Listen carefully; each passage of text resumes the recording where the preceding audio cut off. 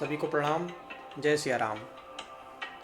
श्रावण मास के आगमन पर आप सभी को बहुत बहुत बधाई, बहुत बहुत शुभकामनाएं। आज हम सब मिलकर चर्चा कर रहे हैं कि श्रावण मास में क्या करें और क्या ना करें, क्योंकि बहुत से लोग हैं। मैं अगर उनको 3 स्तर पर रखूं तो सबसे उच्चतम स्तर पर जो लोग हैं वो इन पूजा पाठ के नियमों को, विधानों को यूं ही अंधविश्वास और आडंबर कहकर टाल देते हैं। जो ज़्यादा पढ़े लिखे और उच्च वर्ग के लोग अपने को मानते हैं, उसमें से अधिकांश मध्यम वर्ग अपनी रोजी रोटी की समस्याओं में इतना उलझा हुआ है कि उसके पास आज दैनिक नियमों और पूजा पाठ कर्मकांड के लिए समय नहीं रहा। जो सबसे पिछड़ा वर्ग है उसको कुछ मालूम ही नहीं है, जानकारी भी नहीं है कि ये सब जो परंपराएं हैं वह क्यों हैं। तो सबसे बड़ी दिक्कत उनके साथ आती है कि उनको दूसरों धर्मों के लोग मिलते हैं और उनसे ये कहते हैं कि इन चीज़ों का क्या लाभ, इन चीज़ों का क्या लाभ, धर्म में इस चीज़ का क्या मतलब है। तो अब ये चीज़ें किसी काम की नहीं हैं, अब आप धर्म छोड़ दीजिए क्योंकि ये धर्म बिना सिर पैर का है, ऐसा उनको समझाया जाता है। तो उन सवालों को अगर एक क्रमबद्ध तरीके से हम समझें तो वो सवाल कुछ इस प्रकार से हैं कि श्रावण मास में भगवान शिव की ही पूजा क्यों होती है। श्रावण मास में भगवान शिव की पूजा होती भी है अगर, तो उनको धतूरा, भांग, इस तरह की चीज़ें, बेलपत्र जैसी चीज़ें क्यों चढ़ाई जाती हैं, दूध क्यों चढ़ाया जाता है। क्या यह बर्बादी है, किसी भूखे को दे सकते हैं हम, ऐसा कई जगह से प्रश्न उठे। जल क्यों चढ़ाया जाता है, क्या यह पानी की बर्बादी है। क्या भगवान शिव भांग, धतूरा, गांजा, चिलम पीकर हमेशा मस्त रहते हैं, क्या यही सनातन परंपरा में मान्यता है। आज इन बातों पर हम बौद्धिक और सांसारिक तरीके से ही अध्ययन करेंगे और एक निर्णय पर पहुंचने का प्रयास करेंगे। सबसे पहली जानकारी मैं श्रावण मास की आपको दूं कि पवित्र सावन के महीने में भूत भावन भगवान भोलेनाथ माँ जगदम्बा के साथ कैलाश को छोड़कर इस भूधरा पर 1 मास के लिए वास करते हैं, विचरण करते हैं, भ्रमण करते हैं। तो सबसे जो पहला जो प्रश्न है कि इस सावन के महीने में भगवान शिव का ही पूजन क्यों करते हैं। तो मैं पुराणों से कोई उदाहरण नहीं दूंगा, क्योंकि अगर पुराणों की बात मान रहे होते सब तो आज इस चर्चा पर हम बैठे ना होते। एक सांसारिक नज़रिए से सोचिए आप कि आप अपने क्षेत्र में रहते होंगे, उस क्षेत्र में सभी शासनिक प्रशासनिक लोग अपना अपना काम करते हैं, नित्य प्रतिदिन कुछ करते हैं, कुछ कम करते हैं। लेकिन जब उनको पता चलता है कि उनके क्षेत्र में प्रधानमंत्री का या मुख्यमंत्री का दौरा है तो हालात कैसे होते हैं। पूरी अफरा तफरी मच जाती है, हर तरफ कोई कहीं नाली बनवाने लगता है, कोई सड़क बनवाने लगता है, कोई दीवार बनवाने लगता है, कोई पुताई करवाने लगता है। पूरे शहर में अफरा तफरी का माहौल होता है।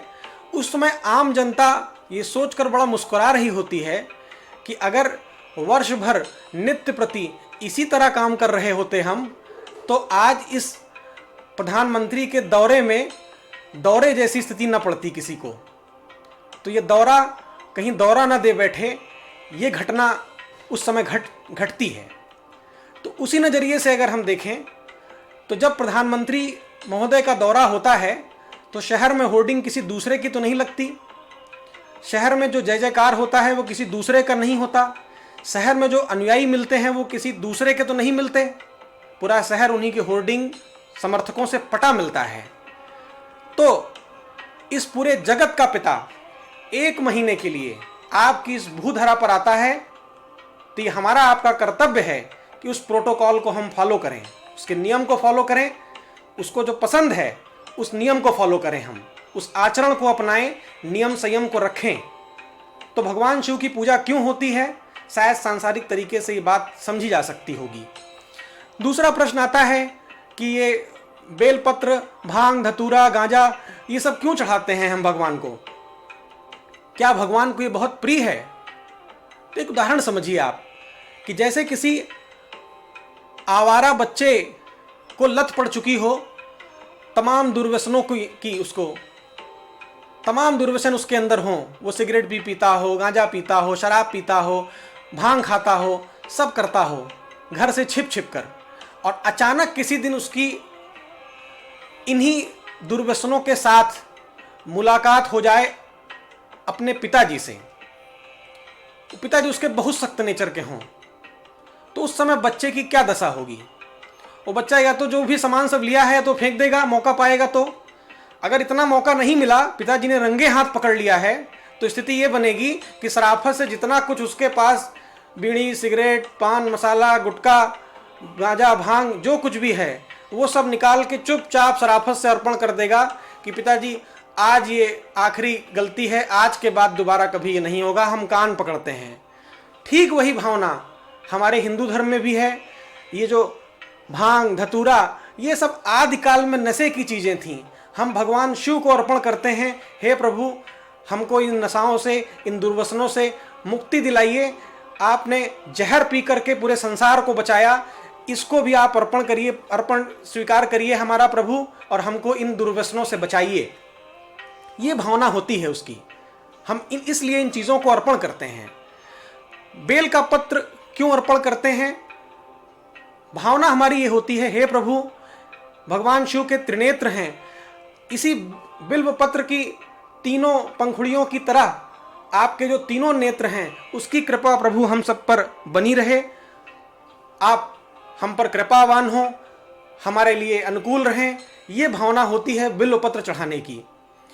अब कोई कहे कि भगवान ये धतूरा, भांग और ये गांजा, चरस, ये सब पी करके हमेशा मस्त रहते हैं ऐसे, तो उसके लिए मैं बता दूं कि आपके जानकारी में ये बात जरा महसूस करिए कि जो गांजा, भांग, चरस, चिलम ये सब पीता होगा तो उसके लिए तो शायद ये लाइनें नहीं कही जाएंगी कभी कि कर्पूर गौरम करुणावतारम संसार सारम भुजगेंद्रहारम सदा वसंतम हृदयारविंदे भवम भवानी सहितम नमामि।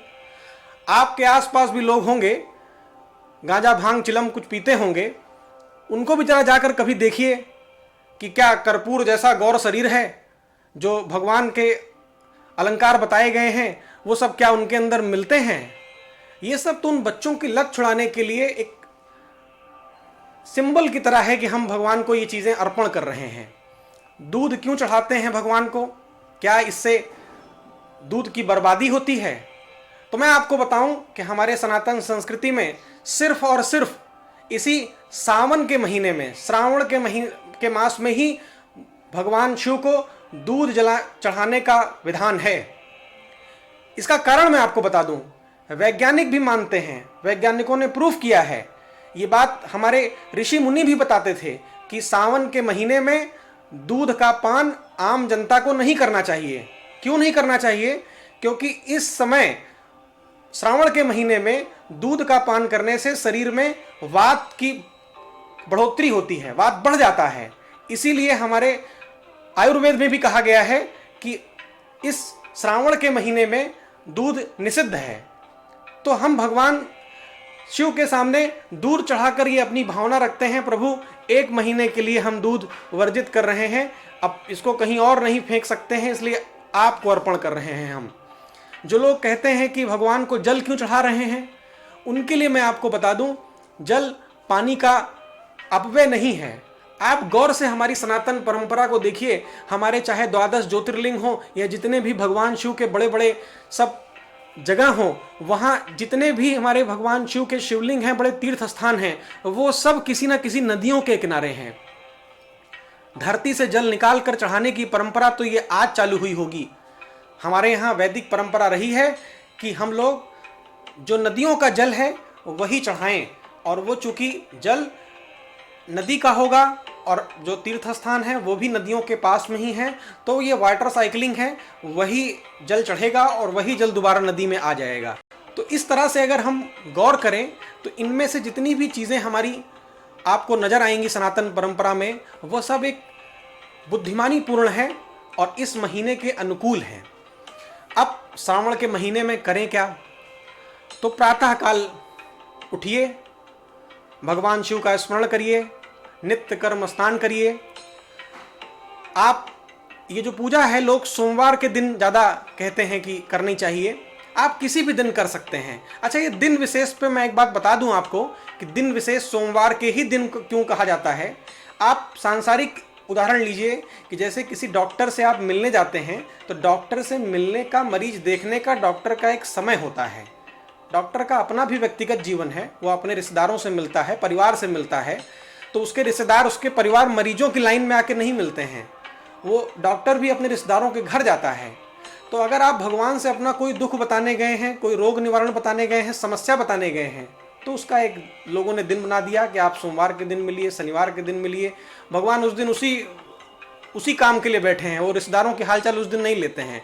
अगर आप भगवान से रिश्ता रखते हैं, पिता का, भाई का, दादा का, बाबा का, जो आपको प्रिय हो, कोई रिश्ता अगर आपने भगवान से बना लिया है, तो रिश्तेदारों से व्यक्तिगत मुलाकात होती है। आप किसी भी दिन उनके घर जा सकते हैं, बैठ सकते हैं, आराम से अपनी बात बता सकते हैं। तो ये तो हमारा भाव है कि हम अपनी समस्या बताने गए हैं या हम एक मुलाकात करने गए हैं अपने किसी रिश्तेदार से, अपने किसी बहुत करीबी से हम आज मुलाकात करने गए हैं। ये दोनों में अंतर हमको आपको ही तय करना होगा। तो इसलिए कोई सा भी दिन हो, माघ के महीने, श्रावण के पूरे महीने में भगवान शिव, माता पार्वती सहित पूरे 1 मास यहाँ रहते हैं। आप जिस दिन भी चाहें उस दिन पूजा कर सकते हैं। सुबह उठिए, प्रातःकाल स्नान ध्यान करने के बाद आप मिट्टी का शिवलिंग बनाइए, मन से उसकी पूजा अर्चना करिए, उस पर भांग, धतूरा, बेलपत्र, पत्र, पुष्प, फल, जो कुछ भी आप अर्पण करते हैं वो आप उस पर अर्पण करिए, पूजा करिए। ओम नमः शिवाय पंचाक्षरी मंत्र का जाप करिए। और अगर कुछ अच्छा कर सकते हैं तो रुद्राष्टक का पाठ करिए। रुद्राष्टक का पाठ करने के बाद भी अगर आपके पास समय बच सकता हो उस दिन, तो फिर आप रुद्राभिषेक करिए या किसी ब्राह्मण से रुद्राभिषेक करवा लीजिए। रुद्राभिषेक के बाद भी अगर आपका कुछ मन लग गया है, मन रम रहा है, तो शिव तांडव स्तोत्र का पाठ करिए।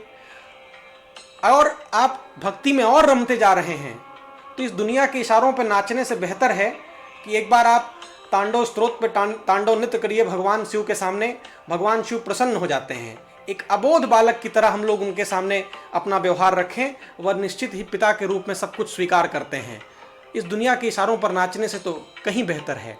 हाँ, टीवी सीरियलों के चक्कर में मत पड़िएगा। टीवी, फिल्मों और ये जो जागरण के लोग तांडव के नाम पे भगवान भोलेनाथ और माँ पार्वती के नृत्य में न जाने क्या क्या दिखा देते हैं, उन सब में मत जाइएगा। टीवी के लोग, ये फिल्मों में कुछ दुराग्रह बुद्धि के लोग भी घुस गए हैं जिनको कि सनातन धर्म के बारे में कुछ नहीं पता है। उनको तो भगवान शिव केवल टॉयलेट में ही मिलते हैं। वो सावन के महीने में भी उनको सिर्फ यही सब नज़र आता है कि जो है सावन का महीना पवन करे शोर, उनका तो यही सब धर्म है। उन्होंने पूरे सावन मास को मजाक बना कर रख दिया। जहाँ महादेव को याद करना था वो कामदेव को याद कर बैठे हैं। इसलिए आज जो स्थिति है उसके हिसाब से, जो हमारी वैदिक परंपरा है उसके हिसाब से अपना व्यवहार करें, अपना आचरण करें और भगवान शिव को प्रसन्न करें। ये महीना बहुत सौभाग्य से मिलता है। पूरे साल के इंतजार के बाद यह महीना आता है।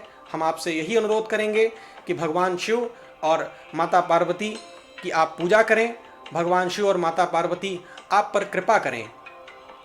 इन्हीं विचारों को मन में स्मरण करते हुए हम लोग सोमवार के दिन से ही, या जिसको रविवार के दिन, किसी भी दिन पूरे मास में समय मिलता हो, पूजन करें, अर्चन करें। भगवान भोलेनाथ प्रसन्न हो, उसकी मनोकामना पूर्ण हो। इन्हीं सब बातों के साथ चर्चा को विराम देंगे। जय सिया राम।